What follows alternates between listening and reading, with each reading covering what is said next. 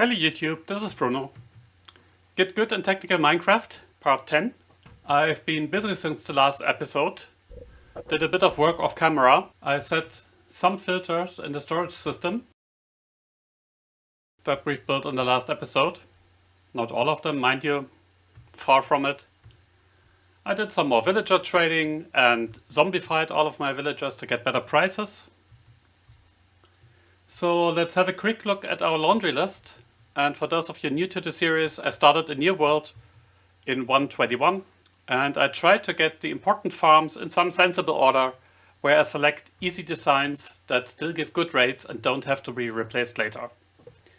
So if you are interested in anything on this list, then please check the older episodes. I've linked a playlist in the description. And I run a data pack that shows me how long I've been online in this world. So you can just about see it on the right. I've been online 2443 minutes. That's past 40 hours playtime. So our laundry list. We have a villager breeder, we have a cobble farm, an iron farm of course. We have a trading hall in there.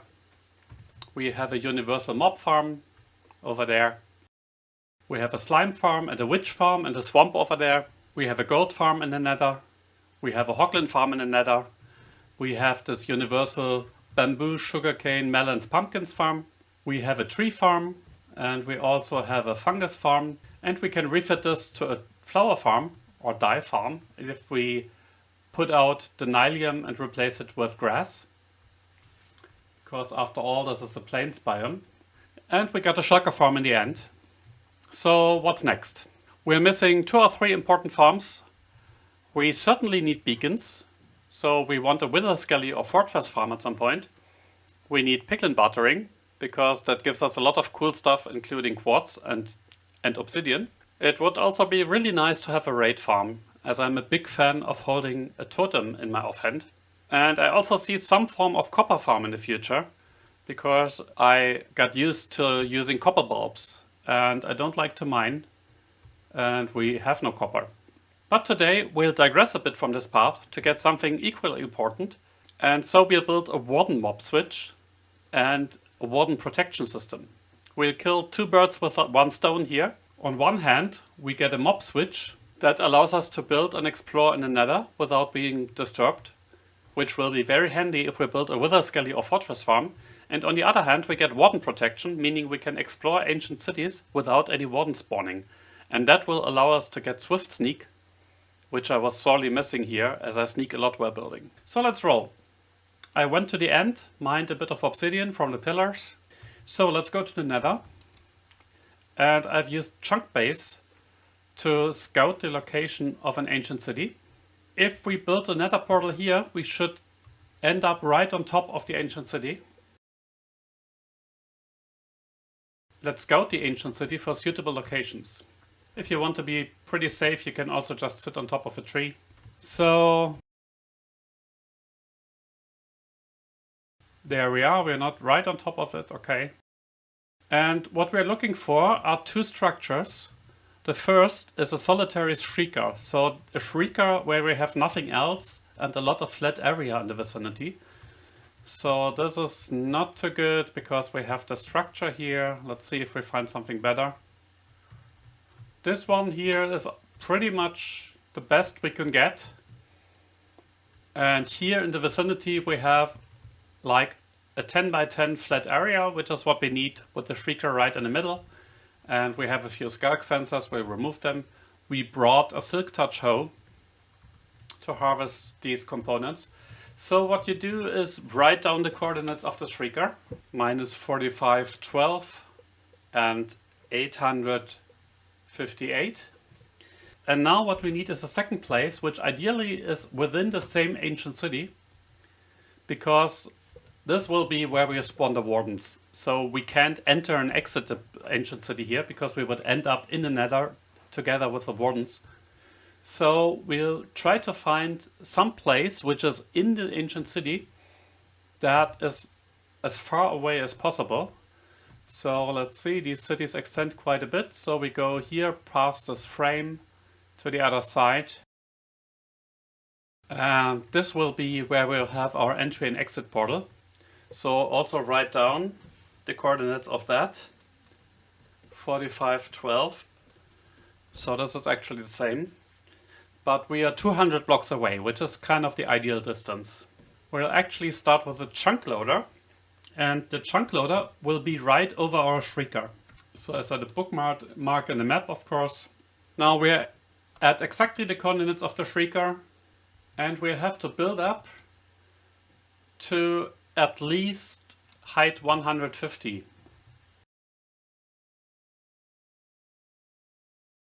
Can be a bit higher. Okay, 156, okay.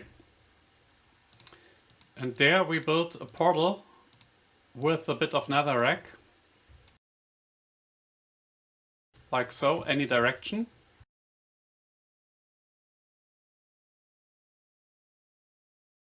This will be our Chunkloader portal.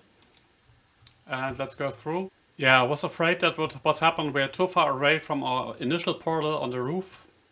So we just break this portal. And now you can either try to ender pearl on the roof, or I'll just fly over to our home portal.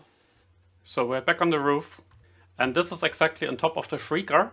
X and Z coordinates divided by 8. And this is our access portal. And let's see where the chunk portals are. So we have one chunk here and we have one chunk here. This is actually ideal because we'll need two chunk loaders. We need first a chunk loader that loads this chunk here, and this will spawn the Wardens once every 10 seconds. And this means we can explore the ancient city.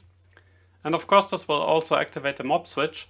However, we don't want to add any more Wardens if we have the mob switch active and we don't want them loaded. So what we'll do is we'll use a second chunk loader here, where this Warden trap will be in the lazy chunks. So the mobs count but are not loaded, so they don't create any lag. And this will double as the access portal. But let's start with the Warden trap here, and I will build this in this direction here. So the Wardens will be stored somewhere here. And there's actually a rather easy and safe method to store the Wardens.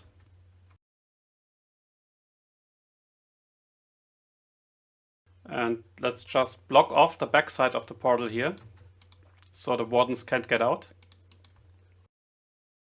And on the other side, we'll just do a little path. And I will build the backside out of building blocks, but the front side out of glass, so that you can see what's going on. After all, our librarian villagers trade us enough glass. So we built walls too high. And now we built a little holding cell. And for that, there are several ways to do that, but the easiest way, if you handle Wardens, is, in my opinion, to have them go into lava. And then a bit of scaffolding, because Wardens will climb on any climbable blocks, which is a bit of an issue if you want to put them into some block where that is climbable, so we don't have entity cramming. So what we'll do here is just go a few blocks up, and then we'll place two scaffolding blocks like so. And the Wardens will climb up here. So let's close this down here.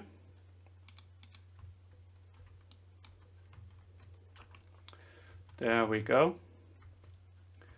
And let's use glass here as well so that we see what's going on. And now let's use lava. And Wardens will swim up in lava, so we can just place lava buckets here. And I didn't bring enough, unfortunately. Not sure if they climb in flowing lava, so I'll just fly back real fast. Okay.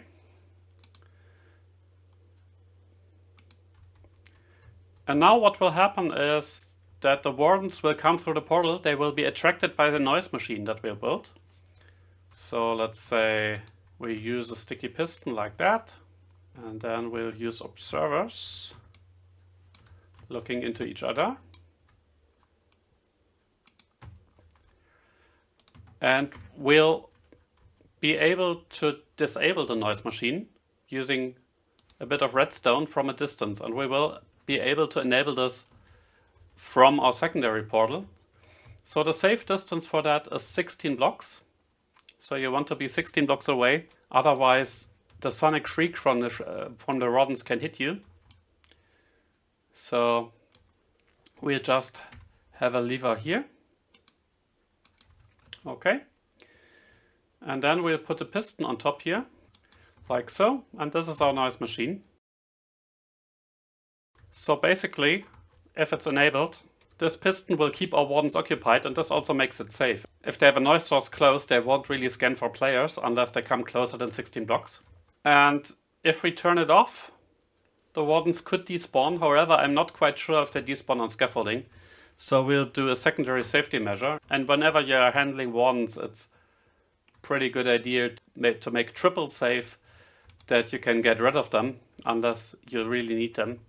So what we'll do here is put in a dispenser and put in powder snow, which is in our ender chest, of course. So half of the materials are in the ender chest. So if we activate this dispenser, we will put in powder snow here, and this will slowly but surely kill the Wardens.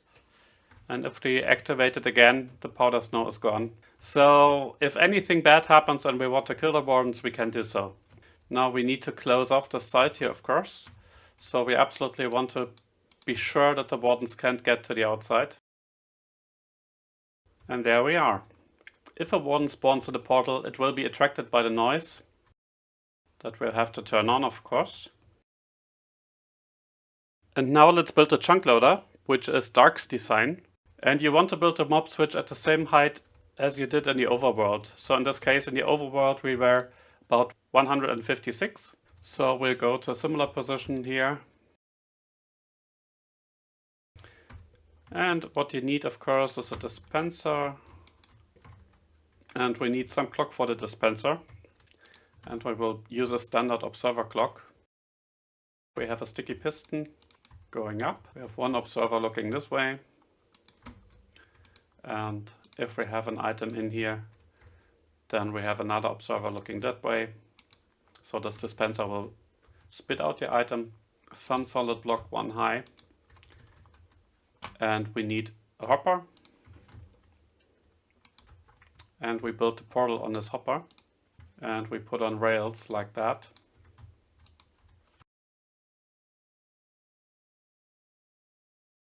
Put a hopper minecart on here. This should glitch into the obsidian.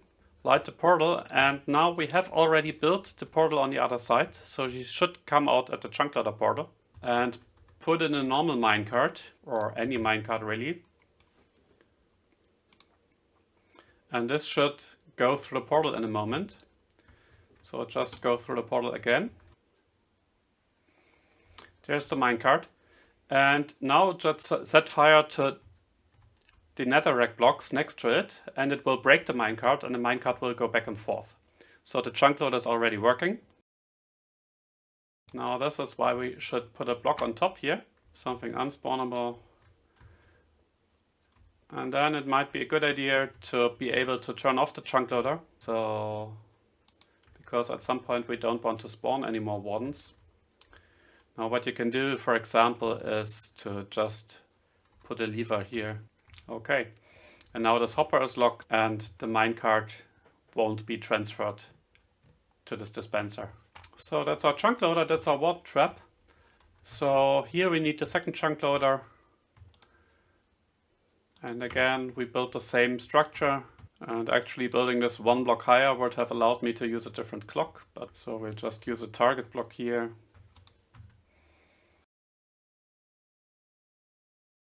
Okay, we'll add a target block later. At the moment we don't want this Chunkloader to be activated anyway, so that's okay. Alright, this will be our access portal. And now it's time to do the heavy lifting and build the Warden protection and the spawning area. Okay, we now go through the portal and make sure you have some wool handy. And of course you will come out at the Chunkloader portal. So you don't want to dig down exactly over the shrieker, because this would mean you land on the shrieker. So here we are, we want to go maybe a bit to the north. And now if you're using FreeCam, you can check that you can dig straight down. Alright, And now the first and most important thing is to get rid of all of the skulk sensors here. So we need some wool. And we will disable this shrieker here. But we do have a few more shriekers over there, unfortunately. So let's get rid of them as well. Now the good thing is that the Warden doesn't spawn immediately. You have these warning stages. So what we'll do is to remove these skulk sensors here on the side, and hopefully no Warden will spawn. And you want a silk touch hoe, and you want to keep at least one of the skulk sensors. So this is stage 1. There are 4 stages, so we should be fine. Okay, so these shriekers are deactivated. And now it's really important, now you should be safe, hopefully. Well, if you see anyone spawning, just fly away. So hopefully, if we have deactivated all of the shriekers, then this should be completely safe. And make sure there are no skulk sensors below or above. So there's one, better get rid of that one. So no other skulk sensors than the one that we'll build can activate the shrieker. Okay, and now we need space 4 blocks away. So we need a gap of 4 blocks to be more precise, so this is already okay. So this is the area that we will flood, and in this area we need to remove all of the skulk veins. Maybe there will be more, we'll see that in a moment. So now follow the tutorial by the archivists. Remove the wool. Dig a hole 2 deep on each side, 2 wide and 2 deep. On one side, place a redstone dust and a piston, a chain, like that. Now we can close this up with any block. On the other side, you want a skulk sensor and a repeater, but we won't place the skulk sensor just yet, because we don't want the Wardens to spawn yet. Set the repeater to 4 ticks and use a ladder to block the water, so we can close this here as well. And now, if we shoot some arrows in here, these arrows will generate noise emissions, and if we place a skulk sensor here, we will spawn the Wardens. Okay, now we flood this area. I'll just use ice here. And we need this 11 by 11 area that we marked completely free of any skulk veins. So this has to be covered with water, except for the one spot here with the chains. The Warden would try to spawn, but wouldn't find a legal spot because everything is covered with water. But of course we want to send the Wardens to the nether. So what we need is a portal. And I will just make this like 3 high, so the Warden can spawn on top of the portals, but in the portals. And we will make this portal 11 blocks wide on the inside.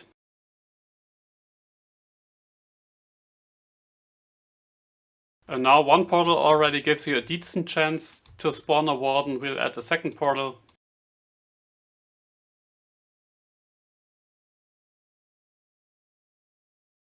There we go. Now for security it might be sensible to use carpets. In theory Wardens can spawn only 7 blocks over the shrieker, but better safe than sorry. Okay, and now let's light the portal. And now it's time to add the skulk sensor.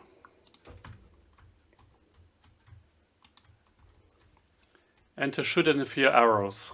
Use a bow that doesn't have infinity. There we go. Make sure you don't accidentally grab the arrows.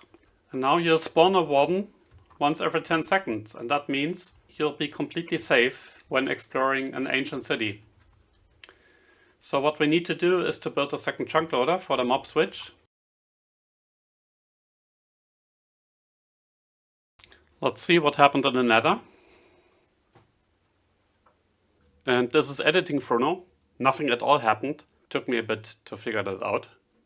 Okay, it took a bit of searching, but I finally found out why the Wardens weren't spawning as expected. And because me, as a stupid idiot, I placed a wool block here instead of the ladder. It can be any block, but it cannot be a wool block, because wool block will, of course, block the sensor here. So now we're getting the darkness effect, but don't be afraid, because all of the Wardens will spawn directly into the portal. So let's have a look what happened in the nether. The Chunkloader is running, and we have Wardens. And we are far enough away. And you can see what happens. The Wardens will spawn. They will go to the source of the noise and they will push each other. And eventually they will end up here in the scaffolding. And we have this Chunkloader. As long as this Chunkloader is running, the Wardens will spawn, because it will load the overworld. And now we need to complete the Chunkloader for the other side, and this is almost done. But let's do this maybe in a moment. Instead, I'll just go a bit exploring and loot the ancient city. And now it's totally safe to just walk through here. You don't have to worry about any Wardens. Just find the chests and loot what's in there.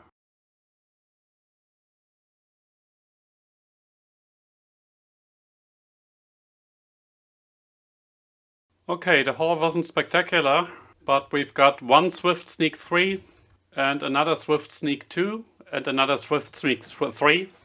So that's quite alright. We can equip 2 pants with Swift Sneak, and we can always go to other ancient cities if we turn on the Warden protection.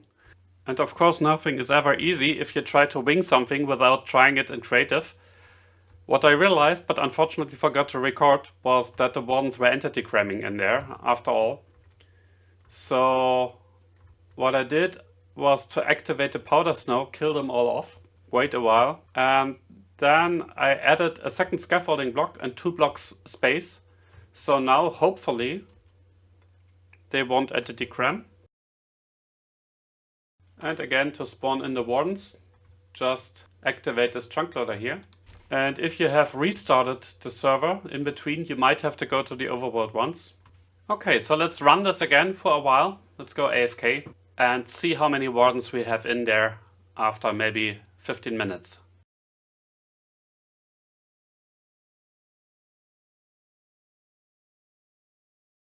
Alright, that's looking pretty good. If we look at the mob caps, we already have 76, 77. So that's enough to block all mobs spawning for a single player. Now what we'll do is we turn this Chunkloader off, and we'll only ever put it back on if we need to have the Warden protection. Now let's wait a moment until the remaining Wardens have pushed each other in. So there's a 15-second cooldown, so we might get 1 or 2 more Wardens here. And now, if we enable this Chunkloader and fly away, then these Wardens will be in the lazy chunks. So fly back home and watch the mob cap in the nether here. Just stays at 80 and nothing will spawn. Of course, this Chunkloader has to be re-enabled after a server restart. And I think for now we want it off, because I want to get a bit of XP in my gold farm in order to put Swift Sneak on my pants. Okay, now the mob switch is blocked, and now we can just travel to our farms and the mobs will spawn as usual. But that's it for today. We're set to build a fortress farm or a wither skelly farm, because we have the mob switch now. We have Swift Sneak. I'm quite happy. So, thanks for watching. Leave a like if you want to see more content like this. Please subscribe so that you don't miss any of my videos. And see you next time. Bye bye.